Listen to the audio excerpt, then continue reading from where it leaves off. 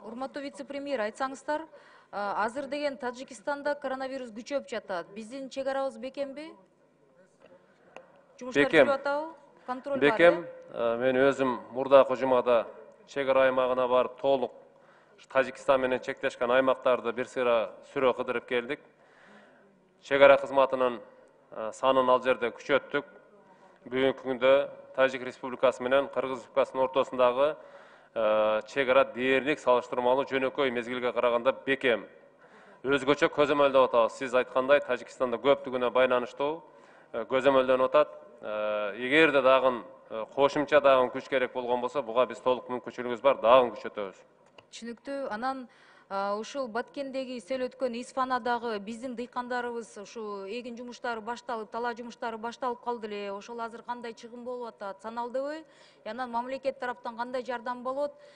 Канча каражатты уже карап койдуңуздар? И кандай компенсация болобу, жардам болобу? Ошондой бир цифралар барбы?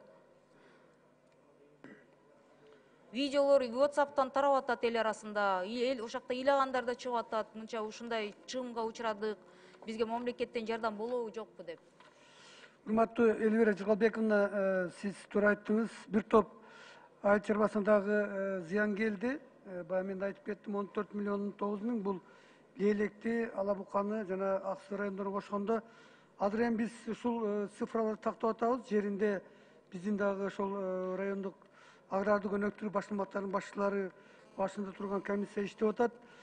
Буга чейин да билесиздер, 8-9 апрелде үшүк жүргөн, ал жерде дагы комиссиялар иштеген. Бунун баардыгын биз азыр өкмөткө Буга чейинки комиссияңар кандай чечимге келди эле? Жардам берилди беле дыйкандарга? Кудай буюрса жардам берилет, эми биз өкмөткө киргиздик, эми карап көрөбүз.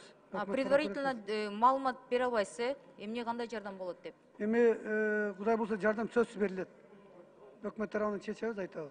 Андай чечиле эле экен. Дагы урматтуу Эркинбек Ыбрайымович, сиз интервьюда берип атасыз.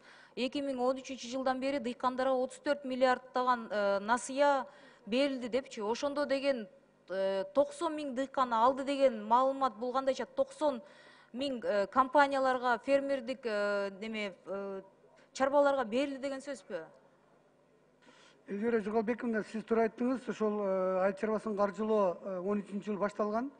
Ошол 19-жылды кошкондо 7 жылдын ичинде 90 миңден ашуун кардарга 34 миллиард 200 миллион сом жеңилдетилген кредиттер берилди. Жалпы дыйкандар, ошол дыйкан чарбаларынын саны канча? Жалпы дыйкандардын саны дыйкан фермалар, ошо дыйкан чарбаларынын саны канча? 400 миңден ашуун. 400 миң. Ошонун каждый четвертый компания, ошо фермерский хозяйство ошондой жеңилдетилген насыя алды деп атасыздарбы? Эми мен ар бир 4-нчи алды деп айта албайм, бирок негизинен 90 миң кардар ушул алынды. Анын ичинен жылда 3 жылда бир тиги ошол кайталанганы мүмкүн. 3 жылга чейин берилгенде. Өткөн жыйында сизге кайрылып маалымат, чабырец боюнча маалымат бериле десем, берилексиз алга. Бүгүн сизге берилет, себеби 3 күн. Анан могу берилген насыялар боюнча ушул мага да маалымат берип койгулачы тагыраак, цифраларды. Чабырец боюнча дагы ФСК боюнча беребиз. Рахмат. И МЧСке суроом бар эле, азыр обсервацияда жаткан жарандарды МЧС анан Минтранс үйлөрүнө жеткирип жатасыздар. Ошондо сизге берилген бюджеттин канчасы транспортный расходко, бензинге канчасы кетип атат? Элвира Жыгалбековна, туура айтасыз. Өзгөчө кырдаалдар министрлиги COVID-19 илдети менен күрөшүүдө өзүнө бир топ милдеттер жүктөлгөн.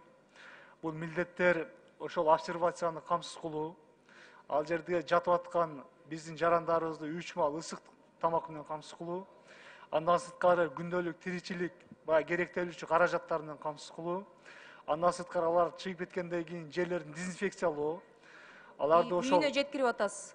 Үйүнө биз Министерство транспорттарды бөлүп берип атат.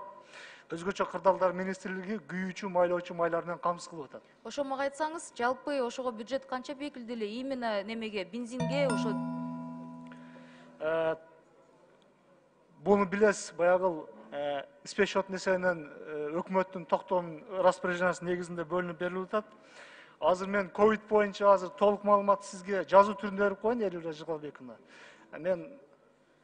Мен жазуу түрүндө берип коеюн сизге. Азыр Жалал Абад Баткен боюнча даярданып келдик.